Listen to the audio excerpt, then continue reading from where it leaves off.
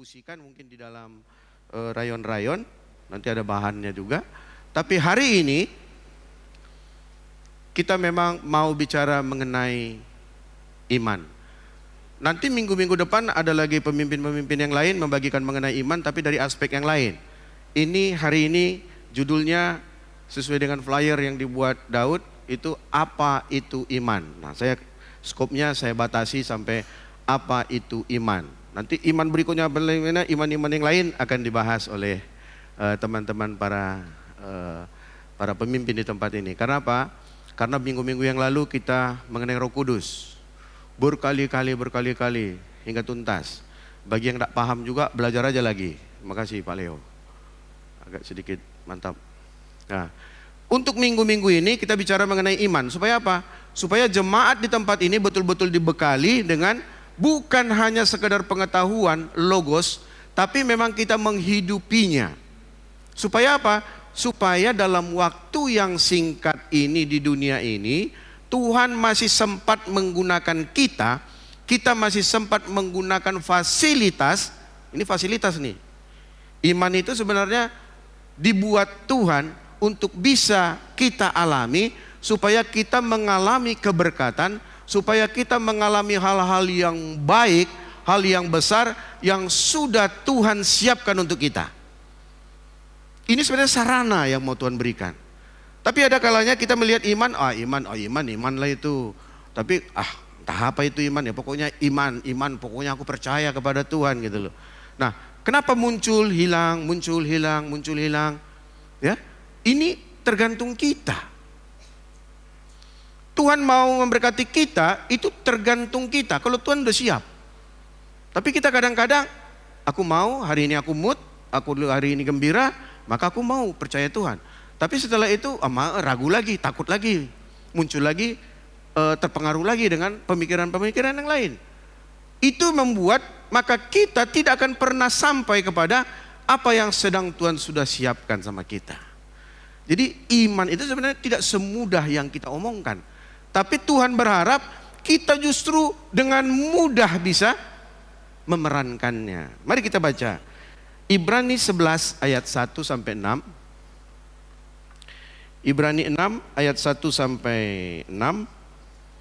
Silakan saudara yang laki-laki pertama, yang ganjil, yang genapnya yang wanita, kita saut-sautan. Dengan suara kita keraskan saja supaya lebih jelas dia. Ibrani 11 ayat 1 sampai 6, yang pria yang ganjil, yang wanita yang genap. 1, 2, 3.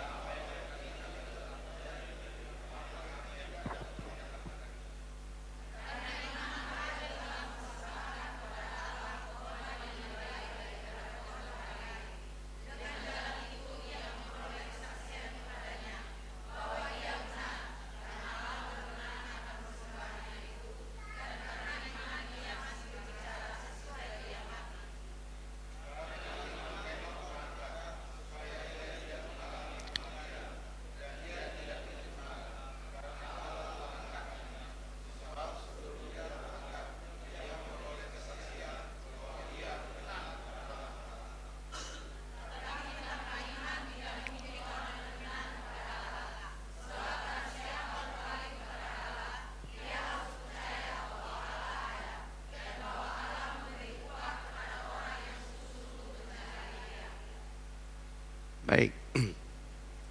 Dijelaskan dalam ayat 1 dikatakan iman adalah dasar. Dasar dari apa? Dari segala sesuatu.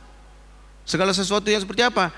Yang kita harapkan. Jadi di sini ada kata kita harapkan. Berarti ada harapan. Harapan akan apa? Akan sesuatu. Iman itu dikatakan apa? Itu dasarnya. Dasar kita berharap akan sesuatu, itulah iman. Nggak bisa ditunjukkan. Inilah sapu tangan, ada fisiknya. Mana itu iman? Nggak nampak. abstrak dia.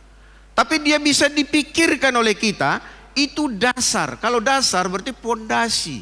Sesuatu dasar yang ada pijakannya. Iman itu diajarkan sama kita.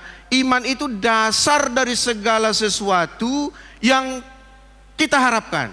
Jadi kalau kita berharap akan sesuatu, maka aku berharap aku bisa naik kelas, aku berharap aku bisa sehat-sehat saja, aku berharap tahun depan aku bisa punya Astuti, Astrea 73. Aku berharap, kalau berharap jangan yang kecil-kecil ya, harap yang besar-besar gitu ya. Nah, itu harap. Nah, kita harus punya dasar katanya. Untuk bisa berharap itu harus punya dasar katanya. Dikatakan lagi, iman adalah bukti. Mana buktinya? Di pengadilan harus ada bukti fisik. Kalau dia membunuh, mana baju yang berdarah itu? Mana pisaunya? Ya? Mana pistolnya? Kalau membunuh pakai pistol. Ya? Harus ada bukti. Iman adalah bukti dari segala sesuatu yang tidak kita lihat.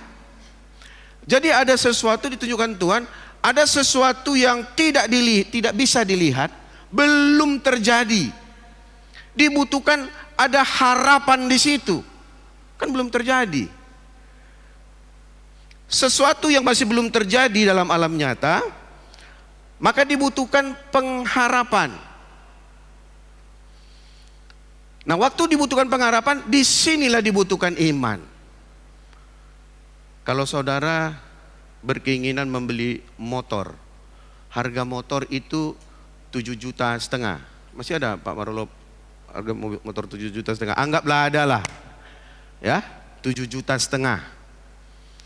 Terus uang kita sudah ada 7,5 juta. Nggak perlu lagi iman di situ. Pergi aja ke showroom beli. Nggak usah bilang, aku beriman, aku mau beli motor harga 7,5 juta. Ngapain lagi? Kan sudah terjadi itu. Itu tidak perlu lagi iman di situ. Pergi buka dompet, kalau di dalam dompet, buka tabungan, kalau dia di dalam tabungan, store, bayar. Dapat motor kan, Kak Sumiati kan? Dapat motor.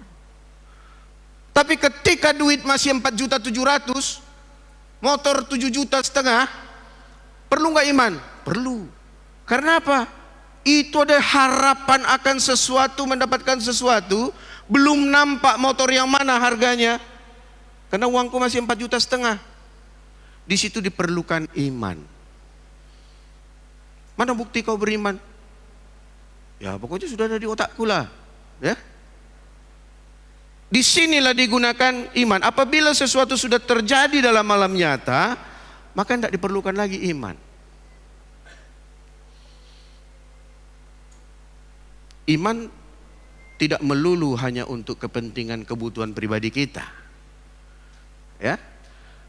Aku beriman, ya. Kita dulu kan udah beriman nih. Pak Tosa ini sudah merancang pembangunan kita ini. Ya. Jemaat beriman, kita punya gedung 2 lantai, kursinya sudah seperti teater yang di bioskop-bioskop itu. Belum nampak kan, belum tahu kan. Mana kursinya? Nanti mimbernya itu bertingkat, asernya nanti di sana itu, mantap sekali. Mikrofonnya luar biasa, sangat sensitif. Itu semua belum terjadi. Dibutuhkan iman. Nah, waktu sesuatu itu belum terjadi, maka disitulah butuh iman. Iman siapa? Kalau itu jemaat, untuk jemaat, maka iman kita semua dibutuhkan. Tapi kalau saya yang sedang membangun rumah, maka saya tidak mungkin mengajak saudara beriman dong, aku punya motor, aku punya rumah gitu ya. Enggak. Yang belum punya pasangan hidup, belum nampak orangnya. Dibutuhkan iman di situ. Ada pengharapan di situ. Yang masih megap-megap keuangan ekonominya dalam setiap bulan, ini belum beres uangku. Pas-pasan enggak juga, kurang-kurang gitu terus. Kenapa ini? Kata Tuhan kan dia mau berkati kita. Lalu aku berharap kepada Tuhan. Kebutuhanku sudah lebih besar daripada pendapatanku. Maka aku berharap pendapatanku bertambah. Ada orang sekarang kan, ya cukupkanlah kebutuhannya yang dikuranginya. Pendapatan tetap tambah, tetap seperti itu. Kalau pengeluarannya hari ini 2 juta, pengeluarannya, pendapatannya 2 juta pas. Kalau dia kadang kebutuhannya naik jadi 3 juta, pendapatan cuma 2 juta, masalah. Ya, diturunkannya kebutuhannya. Boleh. Mana yang Anda pilih? Turunkan kebutuhan atau minta sama Tuhan tambahkan pendapatan? Tergantung kita. Ada orang yang bilang kebutuhan aku sudah 3 juta, pendapatan masih 2 juta.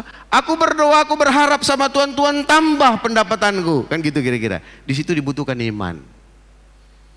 Amin. Tergantung jemaat yang mana mau pilih. Karena Tuhan mau sediakan kita. Selama kita hidup di dunia, Dia mau buat kita sejahtera. Selama kita hidup di dunia, Dia mau kita mengikuti aturan mainnya Tuhan. Kalau dunia bilang beda, menghematlah kamu. Orang hemat pangkal kaya. Sudah dicekokin itu dari kecil kita, hemat pangkal kaya, hemat pangkal kaya. Ditulis lagi halus kasar itu sampai 100 kali. Hemat pangkal kaya, hemat pangkal kaya. Dulu zaman kami ada halus kasar, sekarang kasar-kasar terus, sudah tahu. Ya, itu membuat kita ngelotok. Karang bolong menghasilkan burung layang-layang, itu terus gitu-gitu. Mengecek kita. Ya, hemat pangkal kaya, boros pangkal miskin. Ya, guru-guru kan begitu ya, Aci ya, gitu ya, untuk ngelotokkan kita. Firman tidak bilang begitu.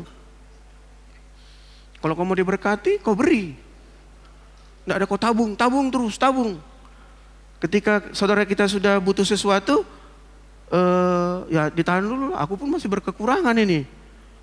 Sama kita bilang. Jadi samanya kita, sama-sama kekurangan kita bilang. Akhirnya tidak pernah datang apa yang besar yang dari Tuhan. Karena konsep dunia yang kita pakai. Konsep Tuhan berbeda.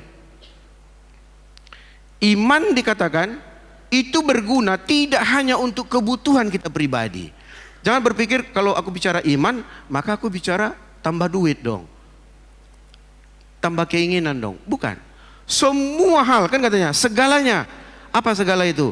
Baik itu kesehatan, baik itu keuangan, baik itu masa depan, baik itu keluarga, baik itu karir, bisnis dan lain sebagainya. Diperlukan iman. Pak Kudus ini mau mencalek jadi DPR RI. Dia beriman. Ini maksudnya supaya tahu aja semuanya gitu ya. Ya. Kan saya tidak bilang-bilang pilihlah dia gitu loh. Tapi dia mencalon. Dia punya iman untuk itu. Kenapa gak kita dukung imannya? Kan seperti itu. Supaya dia tambah beriman lagi gitu loh. Amin. Saya tidak sedang kampanye, tapi hanya sedang memberitahu aja gitu loh. Gitu Pak Kudus ya. Kenapa? Karena ketika dia punya iman akan sesuatu yang belum terlihat, dia ingin melihat apa janji Allah yang sudah dikatakan sama kita. Apa janji Allah sama kita? Saya tidak tahu. Bagaimana kondisi keluarga kita hari ini? Saya tidak tahu. Apa pergumulanmu hari ini? Aku nggak tahu. Tapi ada nggak kita berani untuk bilang, Tuhan, aku punya harapan sesuatu kepada Engkau. Nah, ketika itu, mari belajar mengenai iman. Dalami, apa ini iman? Apa ini iman ini? Apa ini hanya untuk sedap-sedap didengar saja? Ya? Iman itu bekerja pada area pikiran kita. Jadi kalau ditanya, Pak Toman, mana bukti Anda beriman? Gak bisa dia tunjukkan secara fisik. Itu ada di pikiran kita. Aku beriman. Kalau pikiran kita menolak, maka iman itu tidak muncul. Pikiran kita udah nolak.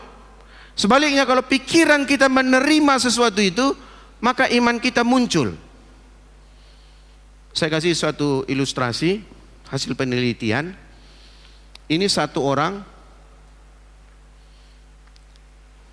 ditutup matanya, lalu disuruh buka mulut, ya, dimasukkan mie. Ini mie memang mie musbar. Mie musbar itu mie kuning yang dari apa sana. Kasih sekitar 30 cm mie. Ya, terus dibilang sama orang ini, Makan, mie katanya. Ini yang tutup mata ini apa? Mie. Masuk terus, ditelan, mie. Lolos. Lalu kasih waktu setengah jam.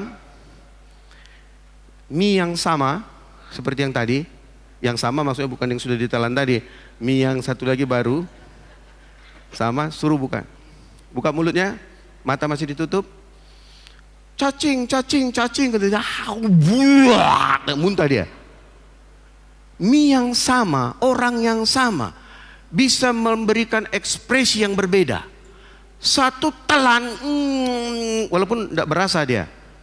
Ini bukan mie goreng tadi bilangnya kan, mie tawar gitu. Bisa telan. Tapi situasi yang berbeda lagi karena ada kata-kata cacing, padahal itu mie, ya. Buah, kenapa? Di pikiran kita itu dibentuk seperti itu. Jadi kita sebenarnya bisa beriman, tidak beriman itu pikiran kita kondisikan. Mana mungkinlah aku dapat pekerjaan. Kenapa? Banyak sarjana ITB sekarang menganggur. Hah? ITB? Aku hanya dari uni apa gitu loh. Ya? Apalagi aku yang tamat SMA. Manalah mungkin, kita bilang kan? Lah kita mengukurnya seperti ukuran dunia yang seperti tadi. Itu kata-kata itu banyak bertebaran di medsos, di dunia online. Banyak itu. Dan itu yang kita masukkan sehingga tidak muncul iman lagi di kita. Iya ya, memang iya, susah kali hidup sekarang di dunia ini. Tidak ada lagi lowongan kerja. Sudahlah. Pasrah aja lah, apa yang kau dapat itu, apa kerjamu, kerjakan sajalah. Udah payah itu kita bilang. Kenapa? Kita merespon, masukkan kepada pikiran kita itu bahwa apa yang terjadi di dunia. Sudahlah, kalau memang sudah tidak cocok lagi kita sama istri kita, sudahlah. Nggak usah capek-capek lagi kau mengurus-ngurus itu. Katanya. Itu kata dunia. Seperti tidak ada lagi apa kerjaan Tuhan pada kita. Udahlah, penyakitmu itu sudah, kau tinggal nunggu matinya kau. Udahlah itu, pasrahkan aja lah, baik-baik aja lah kau makan aja yang enak-enak gitu. Nggak ada lagi pengharapan. Nggak ada lagi pengharapan. Kita makin lesu. Padahal kata Tuhan, aku mau pakai kamu dalam zamanmu ini. Tapi karena ada banyak persoalan yang ada di lingkungan kita, kita menjadi kalah. Kenapa? Nggak muncul iman kita. Pikiran kita kasih makanan-makanan apa yang sedang tren sekarang di dunia. Itu yang kita kasih makanannya. Kita tidak mengisi pikiran kita dengan makanan-makanan yang bergizi. Pikiran kita biarkan untuk dipengaruhi oleh hal-hal yang bukan dari Allah. Hanya dengan memiliki bukti dan dasar akan sesuatu, akan pengharapan, maka iman kita bisa muncul. Mari kita lihat dari Ibrani 11 ayat 3 tadi.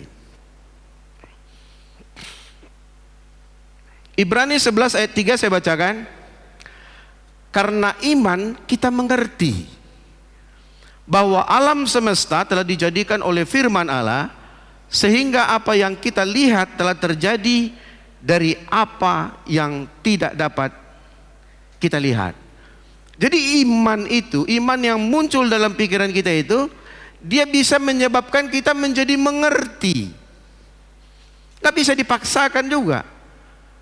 Ya, tapi iman yang menyebabkan kita mengerti bahwa Allah menciptakan dunia ini merupakan iman kepada pernyataan yang diilhami secara ilahi yang terdapat dalam firman Tuhan yang lalu. Dulu sebelum dunia diciptakan, nenek moyang kita dulu beriman dia bahwa apa nanti yang akan terjadi dalam Alkitab ini akan terjadi semuanya. Tapi dia 1, 10, 20 terjadi macam-macam.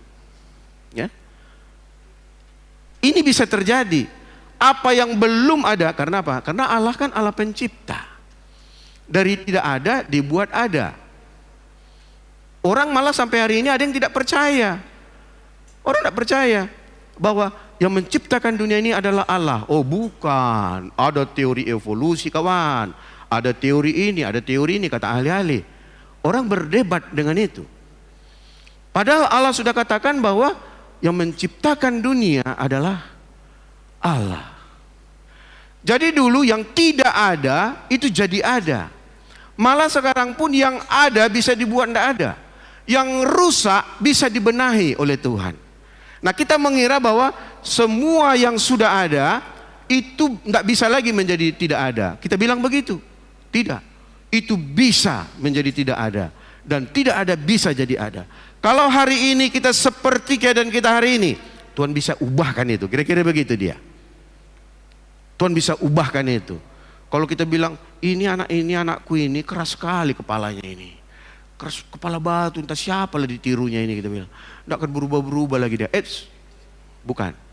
Kata Tuhan, yang tidak ada bisa ada. Yang ada bisa dia robah. Bisa dia rombak. Jadi jangan nyerah pada apa yang terjadi hari ini.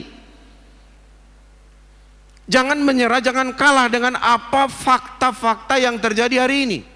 Kalau kita hari ini masih kurang secara ekonomi, kalau hari ini kita masih kurang secara pendidikan dan pengetahuan, kalau kita hari ini masih kurang secara rohani, kalau hari ini selera kita masih selera hal-hal yang terjadi seperti banyak orang di dunia ini, ketahuilah bahwa itu bisa Tuhan rubahkan.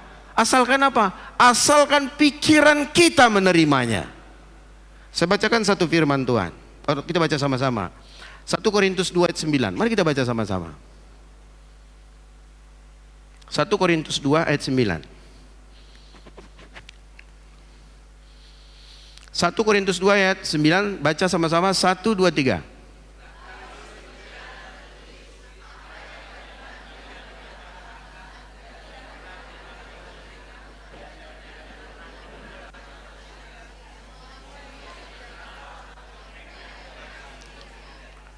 Ini firman.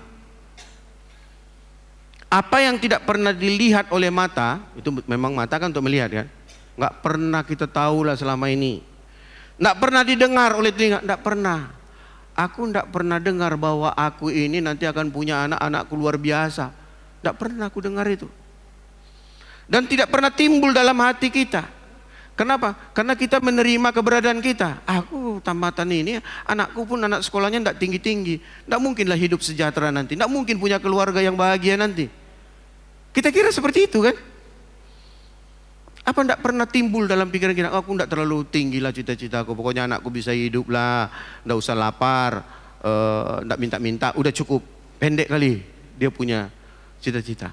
Padahal kata Tuhan, apa yang tidak pernah dilihat oleh mata, apa yang tak pernah didengar oleh telingamu, apa yang tak pernah timbul dalam hatimu, semua disediakan Allah untuk mereka yang mengasihi Dia. Firman ini bisa menjadi lalu aja begitu, kosong. Kenapa?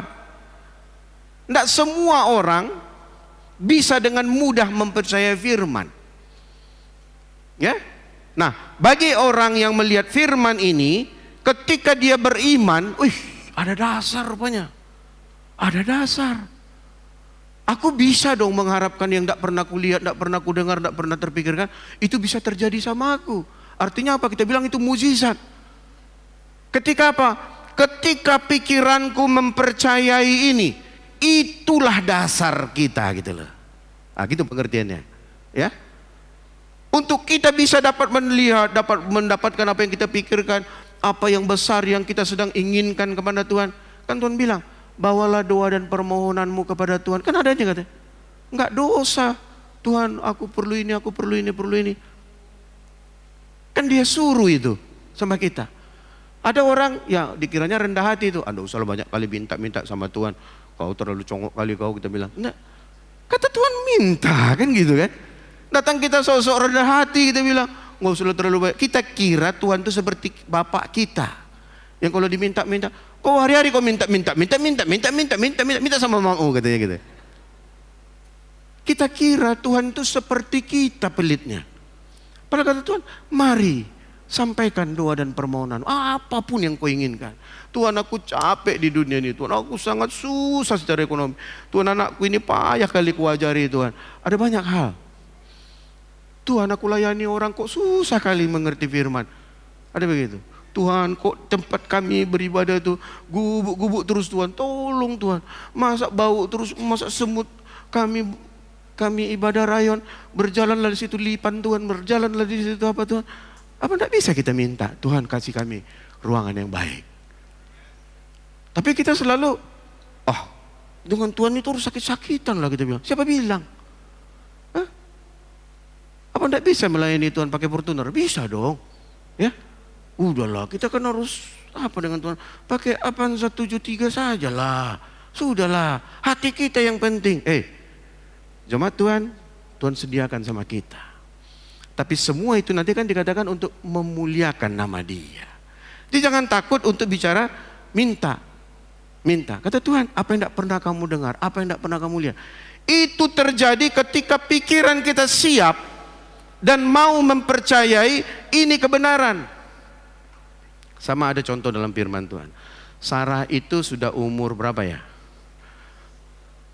Sudah dibilang enggak, secara ilmu medis katanya sudah enggak mungkin lah ya untuk punya anak.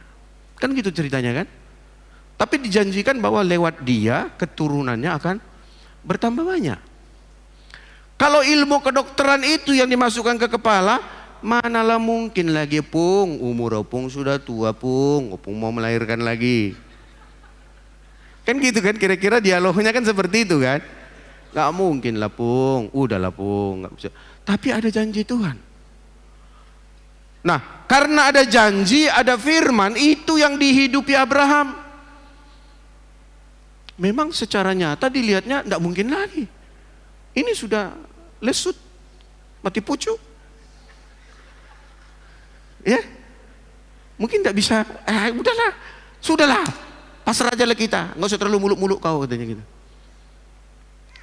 Tapi firman ini bisa hidup bagi Abraham karena apa? Dia ada dasar untuk percaya akan sesuatu yang Tuhan janjikan, kira-kira gitu dia. Ada dasar kita. Apa dasarnya? Apa yang tidak pernah kau lihat, apa yang tidak pernah kau dengar, apa yang tidak pernah timbul, itu akan diberikan kepada kita, kata Tuhan. Masa iya sama aku? Aku tidak ada melayani. Dia Tuhan tidak lihat pelayanan. Mana kartumu di pelayanan, ada pelayanan kau di situ? Tidak. Kau sudah percaya sama Tuhan Yesus, kau berlaku ini. Kira-kira gitu dia. Mari jemaat Tuhan, kita perbaharui pola pikir kita. Jangan kita batasi, ini berkat-berkat yang hebat-hebat ini hanya untuk pendeta-pendeta muda, pendeta penuh dan pendeta. Ya pendeta ya juga gitu loh. Tapi jemaat yang sudah terima Tuhan Yesus, kau pun punya akses kepada Tuhan untuk bisa mempercayai ini. Diperlukan apa? Imanmu harus ada. Apa itu iman?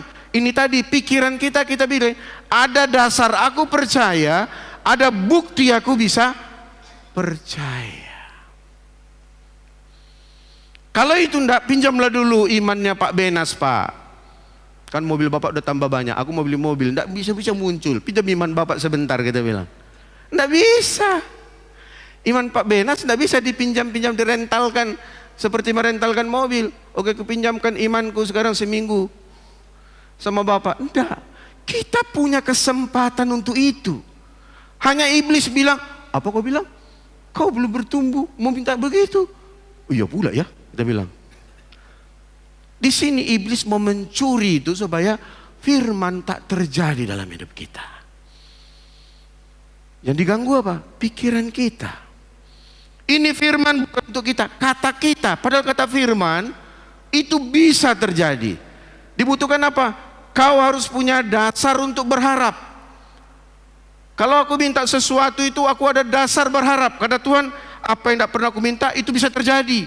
Ini dasarnya gitu loh. Nggak usah runding-rundingkan lagi. Waktu Ishak mau dipersembahkan, ini kan perintah Tuhan juga. Anak satu-satunya Ishak. Tahu ceritanya kan? Kalau tidak tahu nanti ceritakan di rayon lah. Ya. Ini anak mau dipersembahkan. Dibawanya ke bukit, dibawa bapaknya kan? Kemana kita Pak? Ke bukit. Ngapain Pak kok bawa kayu bakar? Nggak apa-apa nak, tenang aja sama bapak. Kan kira-kira gitu ngomongnya kan. Hah? Dia mencoba merilekskan kepada anaknya. Tapi dia sendiri sudah tanya-tanya, apa nih ya? Tuhan kasih anak satu-satunya. Kecuali ada dua, diminta satu bolehlah. Ini satu-satunya disuruh persembahkan, mati kan gitu kan? Kan mau dipersembahkan kan? Dipersembahkan bukan seperti penyerahan anak, hidup juga diantar, hidup pulang, enggak gitu. Ya, bukan persembahan seperti itu. Memang mau dipersembahkan, mau disembelih gitu loh. Kan bisa nanya ini sebenarnya. Ibunya kalau terlalu, bapaknya ini terlalu banyak pertimbangan, dia tidak melihat bahwa ini disuruh Tuhan. Aku nggak tahu apa endingnya ini. Terakhirnya aku nggak tahu ini apa yang terjadi nanti. Tapi karena dia percaya, imannya muncul bahwa dia kenal Allahnya bukan Allah yang kejam, Allahnya bukanlah Allah yang membunuh, Allahnya bukan Allah yang jahat, Allahnya Allah yang penuh kuasa. Dia lakukan juga, tapi masih bertanya-tanya juga. Apa iya Tuhan? Apa iya Tuhan? Tapi dia tidak berunding sama istrinya. "Ma, cemana menurut kau? Kan kata Tuhan begini, Ma. Tapi aku disuruh bawa ini ke sana. Mau dibunuh ma anak kita ini." Mungkin kalau dia berunding seperti itu, mamanya bilang, "Pa, sadar dulu kau, jangan dulu, itu mengigau kau itu," katanya. Mungkin bisa tidak terjadi kan? Iya pula ya. Dengar suara istri, kan gitu. Daripada suara Tuhan. Akan bisa. Kalau dialog itu terlalu panjang, padahal kita sudah tahu bahwa itu keinginan Tuhan, bisa tidak terjadi. Kita mau berdalih karena kita sebenarnya tidak percaya, maka kita mencoba untuk diskusi sana, diskusi sana. Padahal Tuhan bilang, bawa anak itu persembahkan, aku perlu dia. Tapi karena imannya, ada dasar dia untuk percaya. Apa dasarnya? Ada buktinya untuk sesuatu tadi. Apa itu? Dia tahu Allahnya adalah Allah yang baik, Allahnya adalah bukan Allah yang kejam, Allahnya Allah yang memberkati. Tapi aku mau nurut saja, ku ikuti saja. Nah begitu dia mau eksekusi, itu baru dia datang suara stop, kan kira-kira gitu. Hari-hari gini mungkin kita sering, Tuhan mau berkati kita, Tuhan mau ajak kita lebih lagi daripada yang lain, dari keadaan kita sekarang. Tapi dia butuhkan pikiran kita. Hei, kau percayai enggak Tuhan? Ada enggak muncul iman sama kamu? Iman itu yang dibutuhkan. Karena ada dasar kita berharap. Jadi apa dasar kita berharap? Semua firman yang ada dalam Alkitab itu, itulah dasar kita untuk bisa percaya akan sesuatu. Jadi kalau kita sudah punya dasar pikiran kita, maka kita akan jadi tambah berani untuk bisa mempercayai, iya ini benar. Walaupun belum sesuai dengan keadaan nyata, dalam halam nyata, maka aku tidak terpengaruh akan itu. Aku berdoa sama Tuhan, Tuhan tambahi Tuhan pendapatanku Tuhan. Pekerjaanku seperti ini. Tuhan, aku butuh uang lebih daripada yang sekarang. Boleh kita minta seperti itu? Boleh. Apa dasar berharapnya? Bahwa Allahku Allah memberkati, Jehovah Jireh Allah memberikan. Kalau itu dasar kita, maka kita jadi kuat. Kenyataannya apa? Enggak nambah-nambah juga. Dua bulan begitu juga. Tapi tetap kita percaya. Ya, iman tetap ada. Apa itu? Suatu kelak nanti Tuhan akan berikan apa yang ku minta. Nah, sikap kita begitu. Bukan dengan capek kali aku berdoa, melayani, berdoa, gitu-gitu ajanya. Apa dapat? Apa dapat? Malah suami kita ngejek-ngejek. Oh, kau pelayan dia itu ya? Apa kau dapat? Capek kan? Apa kau dapat? Udahlah. Akhirnya kita tidak melakukan apa-apa. Sementara kata Tuhan, mari bertekun dalam itu. Jadi iman itu pun sebenarnya bisa hilang, bisa ada. Nah, di sini nanti mungkin pelajaran-pelajaran berikutnya bagaimana mempertahankan dia tetap ada. Itu perlu, tapi itu nanti satu pembicaraan yang lain. Kita sekarang mengerti dulu, iman itu memang harus ada sebagai dasar kita berharap akan sesuatu yang tidak kita lihat hari ini. Mari kita lihat satu lagi di Ibrani 11 ayat 4. Berapa menit lagi ceker? Masih panjang ya? Oke. Ibrani 11 ayat 4 saya baca. Karena iman Habel telah mempersembahkan kepada Allah korban yang lebih baik daripada korban Kain. Kain maksudnya ini nama ini Kain, bukan Kain obras, Kain apa gitu, bukan. Nama ini Kain. Dengan jalan itu ia memperoleh kesaksian kepadanya bahwa ia benar. Karena Allah berkenan akan persembahannya itu. Dan karena iman ia masih berbicara sesudah ia mati. Ada penekanan-penekanan. Di sini dikatakan karena iman Habel telah mempersembahkan kepada Allah korban yang lebih baik daripada korban Kain. Habel Kain itu kakak adik. Kain sudah mempersembahkan korban. Dulu digambarkan waktu masih anak-anak sekolah minggu, persembahannya itu asapnya gini. Kalau si Kain belok. Ya, ternyata berguna juga tuh untuk menggambarkan bagaimana persembahan yang diterima. Habel itu persembahannya naik terus membubung gitu loh.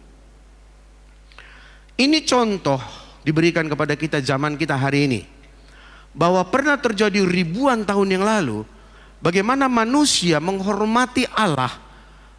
Ya, ada yang berdasarkan iman, ada yang tidak berdasarkan iman. Nah, ketika Habel melihat bahwa Kain mempersembahkan tidak diterima Tuhan, dia berpikir bahwa persembahan kepada Tuhan itu adalah persembahan yang harus yang bagus. Binatang yang dibilang tambun, bukan tambunan ya, tambun, ya, sehat, ya, mantap gitulah. Yang dipersembahkan kepada Tuhan gitu dulu digambarkan dalam Perjanjian Lama.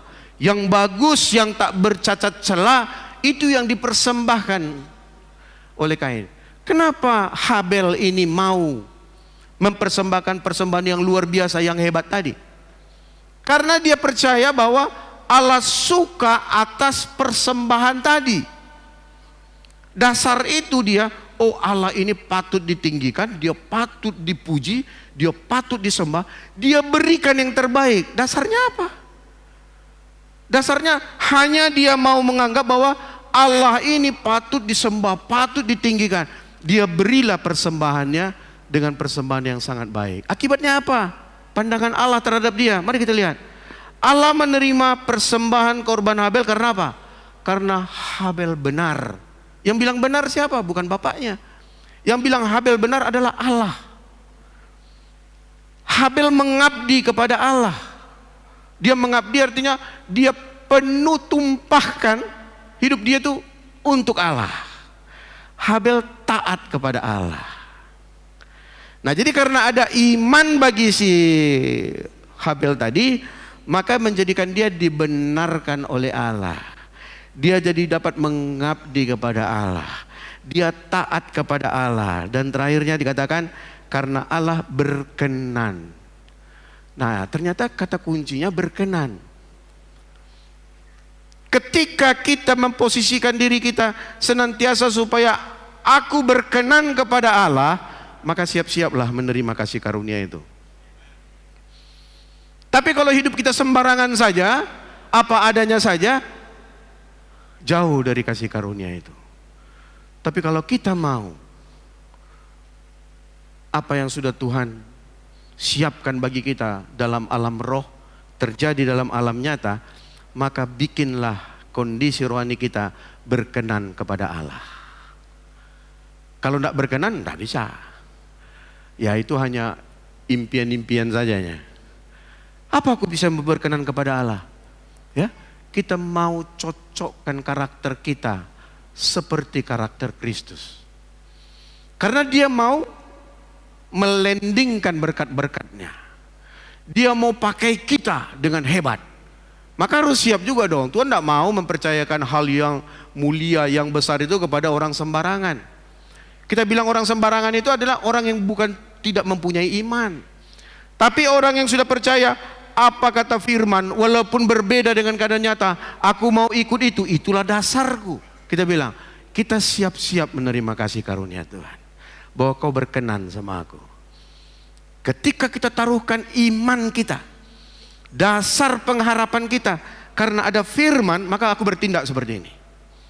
Walaupun dunia bilang berbeda, walaupun dunia bilang tidak mungkin, tapi karena iman. Ada banyak tokoh-tokoh iman. Ya, Nuh mau buat bahtera itu, kan dibilang orang-orang gila apa semua. Kok kau buatlah ini, untuk apa lah ini Nuh? Kurang kerjaan kau Nuh. Dia percaya pada janji Tuhan bahwa akan ada air bah, maka siap-siaplah. Kan kira-kira seperti itu dia. Walaupun dunia membilang dia gila, dia kurang kerjaan, tidak masuk di akal. Tapi dia bilang ada dasar firman.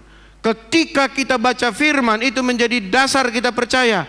Kita sudah beriman kepada Tuhan. Amin. Jadi apa itu iman? Kembali lagi. Segala hal yang sudah kita percayai lewat pendengaran kita kepada firman Tuhan, lalu itu yang kita pupuk, aku percaya ini Tuhan, aku percaya ini Tuhan, aku percaya ini Tuhan. Itu kita sedang menumbuhkan iman dalam kita. Itu adalah dasar dari pengharapan akan sesuatu. Itu adalah bukti bahwa kita walaupun belum melihat, aku percaya ini akan terjadi. Walaupun belum terjadi. Amin.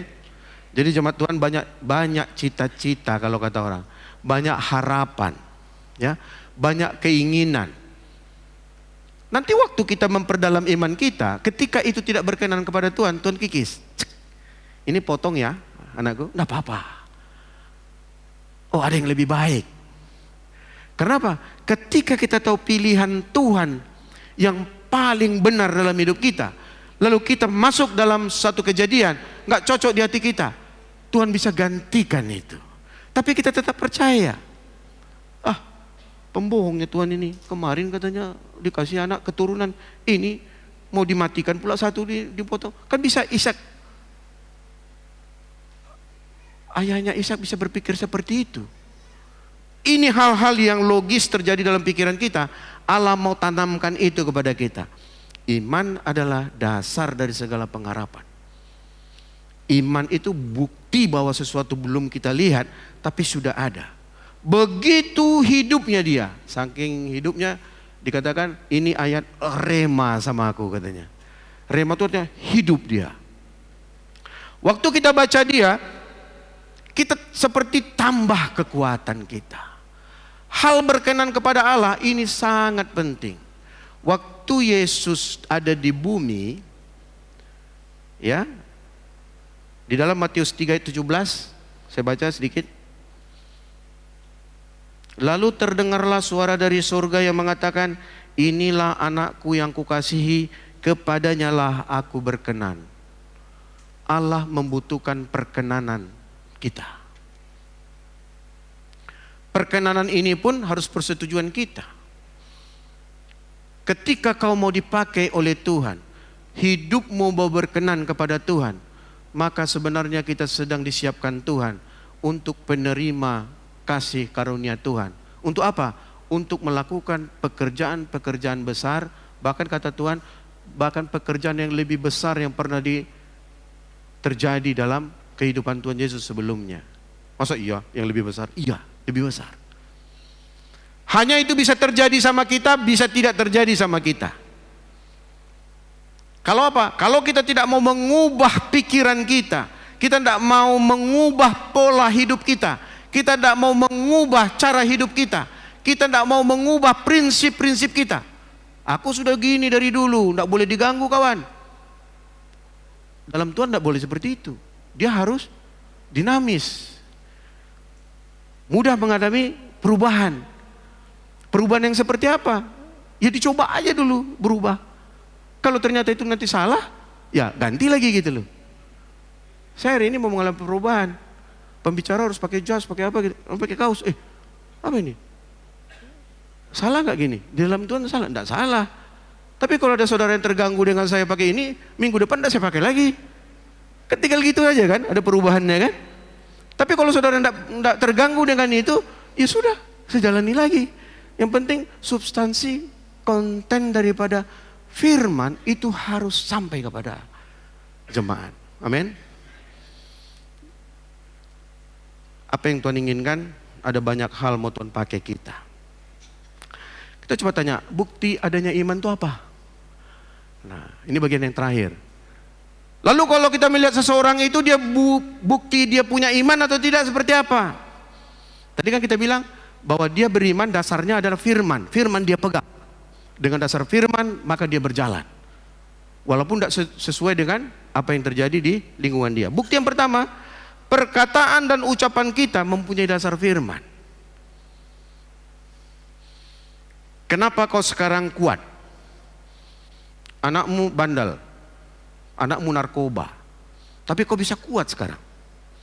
Kenapa? Nah, orang ini bisa bilang, aku percaya bahwa Tuhan mengasihi anakku, mengasihi keluargaku. Suatu saat dia pun bisa sembuh dari situ. Ini perkataan-perkataan yang ada dasar firman.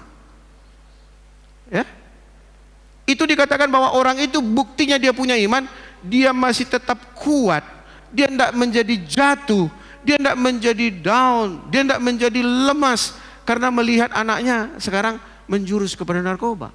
Bukan dia setuju akan itu, tapi dia percaya, Tuhan, kau punya janji bahwa kau akan memelihara kehidupan anakku. Dia masih tetap bisa kuat.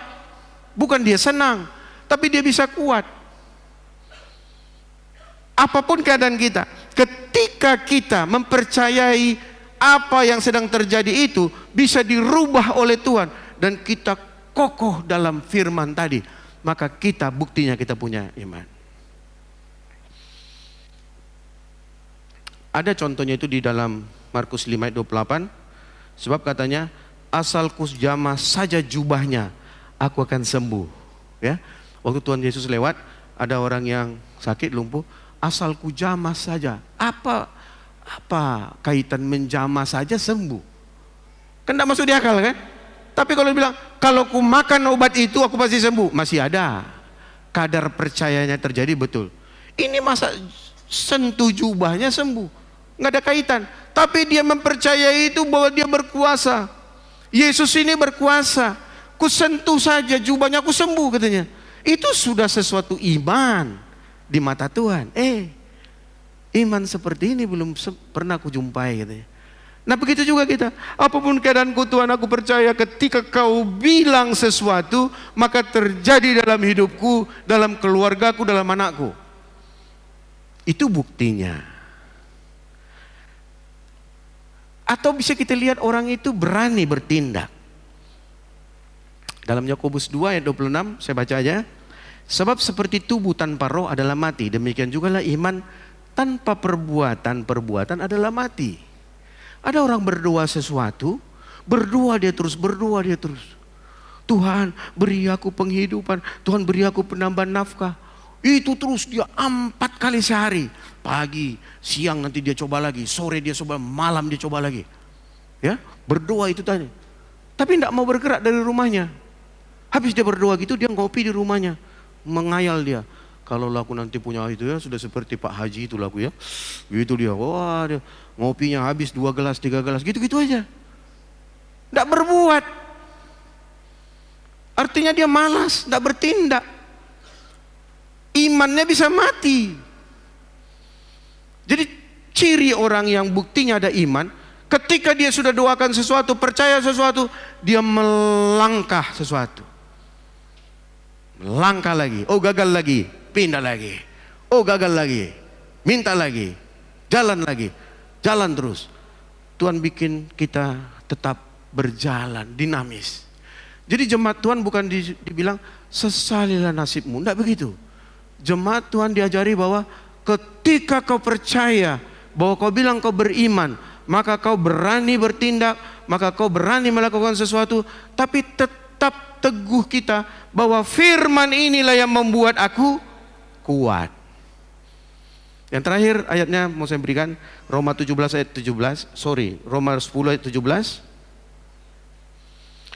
Jadi iman timbul dari pendengaran dan pendengaran oleh firman Kristus. Jadi tidak bisa ditawar memang. Supaya iman kita bisa tetap bertumbuh, ini pendengaran akan firman, ini tetap didengungkan, tetap disampaikan. Jadi kalau bilang, aku ingin imanku bertumbuh, tapi kita menyentuh Alkitab, tidak pernah tahu kebenaran-kebenaran itu. Ya. Tapi kalau kita sudah pernah dulu mempelajari firman, kita jadi ingat, bisa muncul tiba-tiba. Ya, muncul firman. Itu orang sudah terbiasa, mungkin dia udah puluhan tahun dulu tahu firman. Ya, ketika dia mengalami sesuatu, dia muncul firman. Itu menguatkan dia. Tapi bagi kita yang masih belum suka bergaul dengan firman Tuhan, tidak ada jalan resep lain, bacalah firman Tuhan. Amin. Jemaat Tuhan diminta bacalah firman Tuhan. Karena suatu ketika dia datang melintas menguatkan iman kita. Lalu kalau orang yang tidak mau memperbaharui, menambah, melengkapi pikiran dia dengan pikiran-pikiran firman, tidak banyak bisa terjadi hal-hal yang luar biasa dalam hidupnya. Jadi jemaat Tuhan, pengertian iman hari ini menjelaskan kepada kita bahwa iman itu adalah dasar segala sesuatu dari apa yang kita harapkan. Ketika sesuatu belum terjadi, dibutuhkan iman. Iman apa?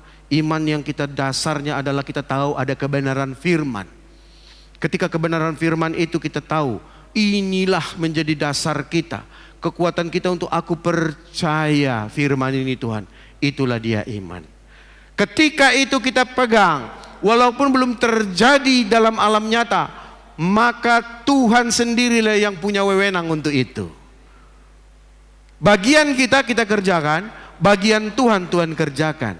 Jangan urus urusan Tuhan, karena dia yang tahu kapan itu dia anugerahkan. Yang penting ketika aku dapat firman ini, iman ini harus tetap kupelihara, itu tetap kupupu. Makanya perlu rayon. Di rayon itu tempat kita bertemu komunitas. Supaya apa? Supaya iman kita nggak dimakan oleh singa, harimau, serigala. Ya, tapi dia bisa tetap kuat. Kita mengalami begitu kita ada komunitas, di komunitas itu saling memberikan penguatan, makin kuat kita.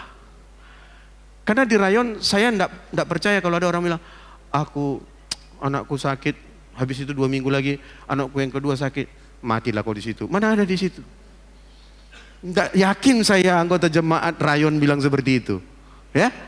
Tapi di rayon kita saling menguatkan, saling meneguhkan. Anakku sakit, anakku begini, anakku jatuh dalam dosa. Tenang kawan, kita berdoa. Ada aja mujizat, kita bilang. Tambah kuat kan? Itulah guna rayon. Jadi jangan menghindar juga dari rayon. Pak Peter pun tidak hadirnya di rayon. Hadirnya saya. Kalau saya ada di dalam kota. Ya.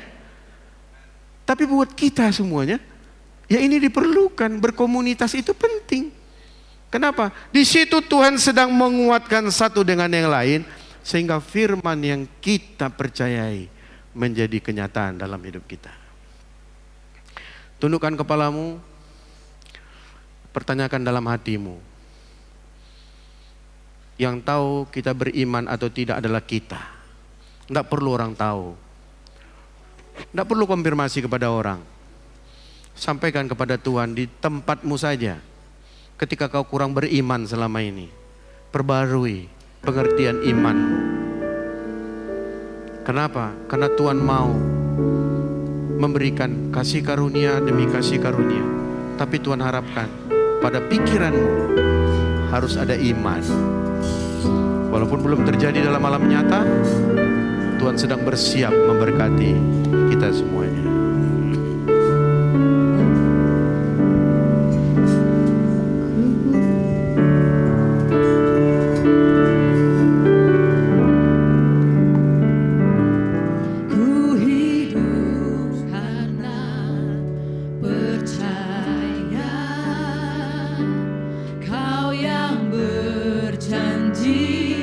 Setia, berharap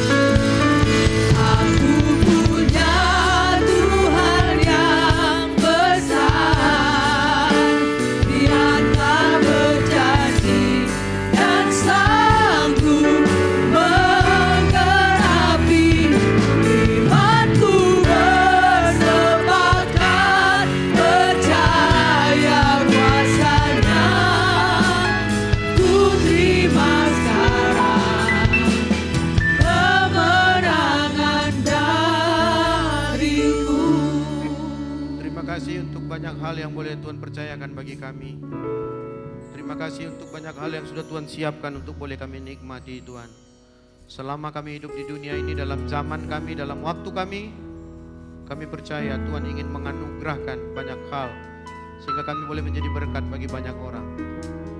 Tapi pada kesempatan itu Tuhan juga menantikan kami punya iman Tuhan, punya pengharapan kepada Engkau dari apa yang tak pernah kami lihat, tak pernah kami dengar, tak pernah terpikirkan oleh kami. Kau sediakan bagi kami Tuhan. Dasar kami memperoleh itu hanyalah dasar bahwa kami mempercayai firman-Mu ya Tuhan. Sehingga tumbuhlah iman itu, sehingga Engkau melihat bahwa kami berkenan kepada Engkau. Materaikan firman ini Tuhan bagi setiap jemaat-Mu, sehingga kami boleh melihat pekerjaan Tuhan yang lebih hebat lagi boleh dianugerahkan bagi kami Tuhan. Terima kasih Tuhan. Materaikan ini Tuhan dalam setiap jemaat-Mu di tempat ini, sehingga kami mengalami mujizat demi mujizat dalam kehidupan kami. Di dalam nama Yesus kami berdoa. Aku